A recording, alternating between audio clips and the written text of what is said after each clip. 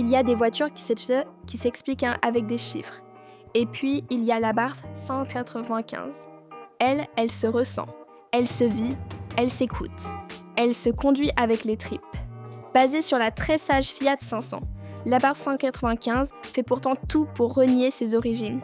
Garde au sol rabaissé, échappement qui claque à chaque rétrogradage, volant sport bien épais et siège baquet qui enserre moins le dos. C'est une bombinette à l'ancienne, avec du caractère, du bruit et ce côté joué énervé qu'on retrouve de moins en moins dans l'industrie actuelle. Le 1.4 Turbo T-Jet est toujours là. Il ne fait pas dans la finesse, mais il balance les watts dès les 2500 tours man. Avec 165 chevaux pour à peine plus d'une tonne, le rapport poids-sa-puissance est plus qu'honnête.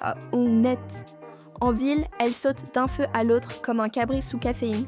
Sur petite route, elle révèle toute sa rage. La direction est ultra directe, le châssis rigide et le train avant encaisse sans broncher. Le mode sport raffermit la direction, rend la pédale plus réactive et fait pétarader l'échappement. L'Abarth n'est pas rapide à la manière d'une voiture moderne, elle est vivante, brutale parfois, un peu rustique. Et c'est justement pour ça qu'on l'aime. Ne cherchez pas le grand confort. Les suspensions sont sèches, l'insonorisation quasi absente, et la position de conduite reste perfectible. Mais tout ça fait partie de l'expérience. L'écran central est correct, les compteurs numériques sont lisibles, et quelques touches de carbone ou d'aluminium rappellent qu'on est dans quelque chose de spécial. C'est une citadine qui se prend pour une pistarde, et elle le fait avec un aplomb désarmant. L'Abarth 585, c'est l'anti-voiture moderne.